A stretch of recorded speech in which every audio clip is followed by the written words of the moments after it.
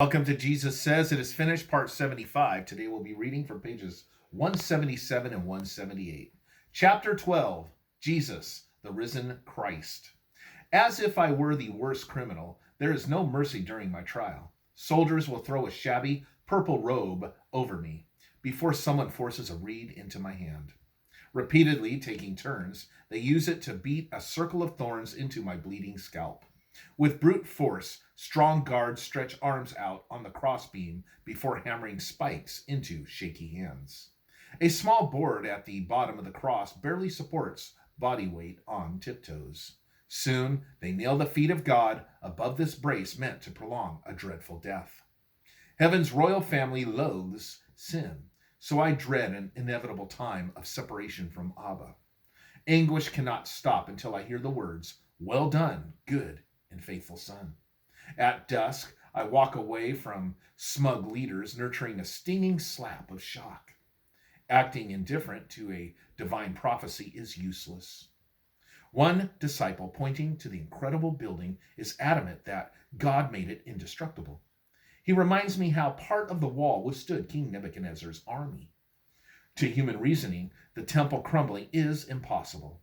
I repeat, the revelation is true. God dooms a splendid sanctuary he designed. It falls into ruins as warned. This message echoes throughout Jerusalem. Those afraid of the truth side with my enemies. Because people seek Jesus of Nazareth, jealousy consumes priests who resent my work. Plans to kill me distract minds from the Passover, which begins in 2 days. Scheming priests postpone an arrest and trial to defer public outrage.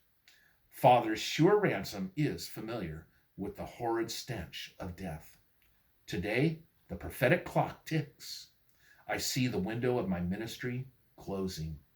Soon the hand of fixed time will latch and seal its shutters. To me, the sundial sprints at furious speeds. It predicts the hour to drink a cup of wrath and receive baptism of suffering. Before the perfect lamb of sacrifice submits to a mob, the weighty sins of humanity make my shoulders slouch. On Friday, I hang in shame 6 hours from 9 in the morning to 3 in the afternoon. Then this broken heart no longer beats. I pray to erase fierce scenes that burden my soul. Peace of mind through prayer keeps me focused on instructing my disciples. Eating the Passover lamb on day 1 of unleavened bread is tradition. Disciples follow exact directions to reserve an upper room with a table for 13. Ministering in the name of Jesus includes the practice of serving. Foot washing adds significance to the Lord's Supper. For example, I present a lesson of humility. Tonight, during a rare alone time, our conversation is different. Dark circles under my eyes show daylight spent teaching and night hours devoted to prayer. Although loyal friends sympathize with my stress, they have much to learn. Steps toward Calvary will end their false ambition, expecting the Jewish nation to conquer Rome. To greet the 12, I step ahead of them into the upper room where a table is ready with the Passover meal. Just inside the door, the arms of God embrace each brother with a divine blessing.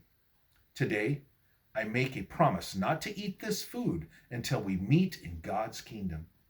Blank stares are their self-defense responses to ideas they question. Talking of their future ministries is how I spend my final hours. The bleakness of an instrument of death haunts my thoughts. Recurring visions of Father repulsed by sin, turning away from his Son, devastates me. Rome uses a brutal method to punish condemned criminals. This sacrificial lamb will hang on a beam to which a dutiful soldier secures my hands and feet with huge nails. Envision how the blood of each crucified criminal clings to rusty spikes soldiers recycle for the next victim. On the cross, body weight causes breathing to be excruciating. Strength and air depleted, it becomes impossible to fill the lungs. Empty of breath, they collapse. devilish taunts used to manipulate unstable victims are audible. He encourages them to shout vulgar remarks at the Redeemer. Before accepting human vulnerability, I knew failure was a realistic possibility. To become your mediator, I must first be the ransom for Father's children. Naturally, I hope to deliver every human being. Reality, my sacrifice does not save unrepentant souls.